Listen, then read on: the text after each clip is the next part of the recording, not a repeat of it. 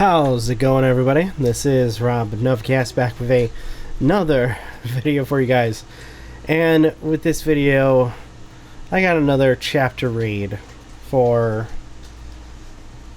well, of Onision's book. This is going to be chapter 4. I went to make sure. I think I'm on chapter 4. Either way, I'm reading chapter 4 of this particular book for Stones of Abbigale, from the seems to be at this point, gone from public eye, Onision, Greg's book. And my gosh, I'm gonna say this might be a very short video.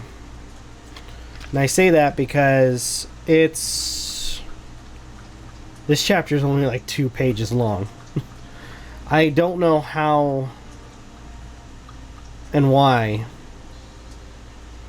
I will say, like, on and off, I read, because I read from my stories from like Edgar Allan Poe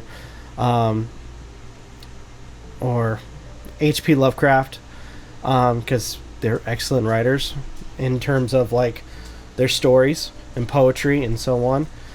But to have something that is only 2 pages long, and by the way, when I mean by 2 pages, it could technically be 4 pages, but I'm saying like 2 pages as in on both sides there's words filled in to this page. And yeah, it's okay, to correct myself, it's 4 pages long, but that's like 2 sides of 1 page or 1 piece of paper. So anyway, let's go ahead and look at chapter 4 of Greg Onision's book, Stone of Abbigale.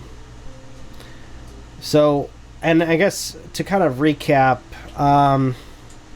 to try my best to recap what happened in the last chapter. He apparently had a dream. It turned into a nightmare. I mean, like, trying to, like, understand this, guys. Like, trying to read his stuff is, like, I don't know the best way to describe it. It's difficult because of the writing.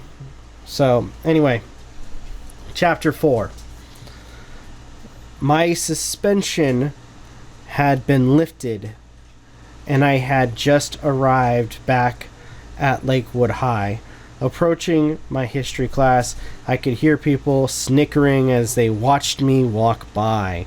Someone screamed, "Wuss, learn how to fight," behind me, but I just kept walking. I don't know. I feel like I read that wrong, but then again, it's Onision's grammar. As I sat down in class, Mr. Hansen walked up to me. He placed his hand on my shoulder and spoke under his breath so others would not hear. "Don't worry about the work you missed, okay, James?" I looked up at him and he gave me a slight smile. I suppose it's because he felt bad that I was beaten up shortly after trying to get Jason to leave the class alone. It was a lucky break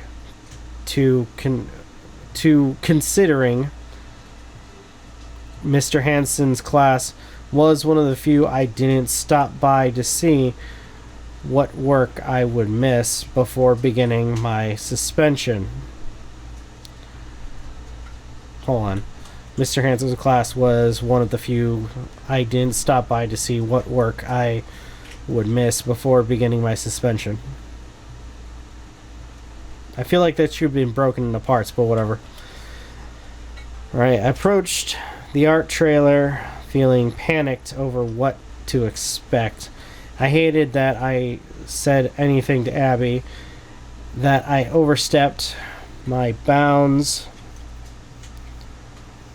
and acted like I knew her when I was only going off my own dream influenced emotional intuition. I felt a conflicted hatred towards myself for jeopardizing a relationship with someone that was so important to me. He just sounds like a stalker. You only had like a few interactions, and all of a sudden, I have feelings. Come on, dude. Seriously.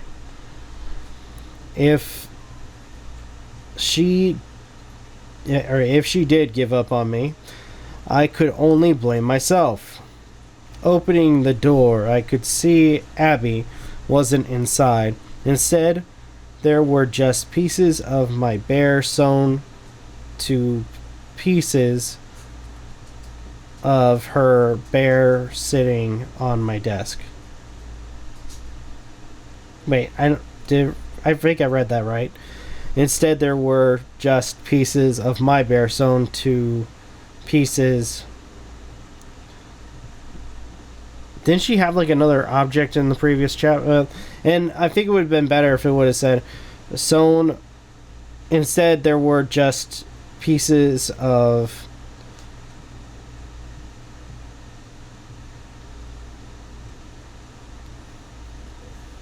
there was just a bear, just my bear sewn together with her bear sitting on her desk. There we go. Maybe I was reading too far into what it meant. I could really only hope that there was something left to us that I could sew back together. Walking closer, I could see something sticking out just beneath the bear. It was a note that read, "James, meet me behind the church when you get this." Immediately I thought of the church neighboring Lakewood High. I stuffed my backpack inside my desk and quickly made my way off campus to meet Abby.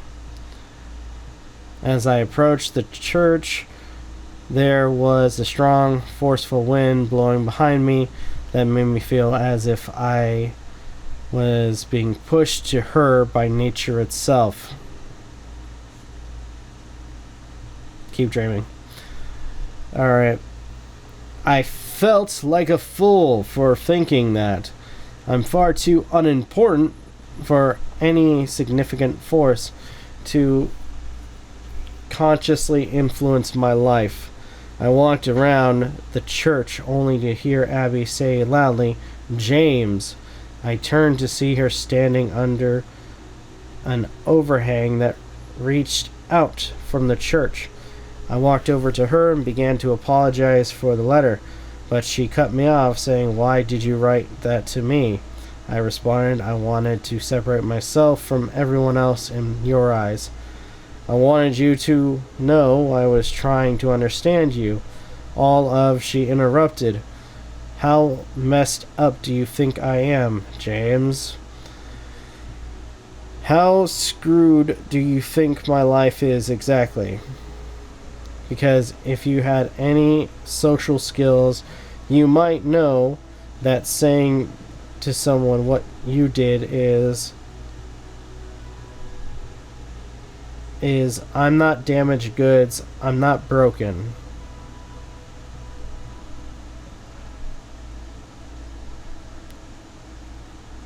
That seems kind of awkward, like the way this is written. It's like, if you had any social skills, you might know that saying to someone what you did is ... I am not damaged goods ... I'm not broken! Exclamation point. I feel like there should have been, like, looking at this, and I feel like at this point I'm kind of analyzing the chapter, but there should have been, like, after they say saying to someone what you did is, and then write, there was a pause, maybe giving some emotional, like expressing some emotional thing going on, I'm not damaged goods. I'm not broken. Then lead with that. Alright. Her voice giving out as she began tearing up. I'm sorry. I said helplessly, watching tears fall down her face. I was wrong, but I'm here. And I will be as long as you let me. I said. She wiped her tears and struggled to speak. The reason you saw what you did in my eyes, my voice, she continued to struggle as she cried. You saw the bruises from my ex, but you wanted to know everything. She paused to wipe her tears again. I listened carefully as she continued to speak. James, I haven't been beaten, just 1 or 2 times, Abby said as she looked at me as if every word was agonizing for her to say. With tear-soaked eyes, she continued, I've been violated beyond that, James, by people who called me their friend, people I trusted took advantage of me, and that killed so much of who I am, who I was. Her face was consumed with stress. Her body shook, but she managed to continue. My mother abandoned me, and I left with my father, who doesn't even care if I live. Before she could finish, I wrapped my arms around her. She dug her fingers into my back as she pulled me closer and cried into my chest. As we held each other, I said, You were never damaged, only changed. I don't think there would be ever a point where Onision would actually say something that deep. Are we sure this isn't Onision's book, but rather like Lainey's? Or no, sorry. What's their name now? I forget. But you get. I know it's not Kai anymore. It's something else. But continuing. Any part of you that you think died is just hidden, waiting to come out when it's safe. Abby squeezed me even tighter. I continued, Every time I see you, you become more beautiful to me than before. She gripped me more tightly than anyone ever had. She was finally hearing everything she wanted someone to say to her, and I was saying everything I wanted Abby to hear. That is, most everything. And with that, that is the end of chapter 4.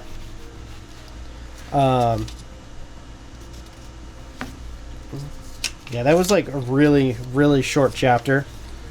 And honestly, just really bad when it comes to the spelling. Well, not just with spelling and grammar, but just the way things are kind of paced. Because, I mean, it starts off with like this character James kind of being kind of really creepy, and kind of, I want to say a douche. He's kind of, he's kind of displayed himself as a douchebag. And then you have a girl who apparently has gone through trauma, and he starts, becoming more and more like a creep. And unfortunately, you have this poor girl who kind of is fed into the lie, which honestly kind of sounds familiar now, doesn't it? But anyway, that was chapter 4. Some point we're going to read chapter 5. Not immediately, but at some point. Hopefully you guys enjoyed this video, though. If you guys can, please leave a like, comment, share, subscribe, all the good stuff. If you guys want to follow us on social media, links are in the description down below, as well as check out our daily content and the weekly podcast. With that being said, this is Novakast signing off. Have a good one. Take care. And I'll see you guys next video.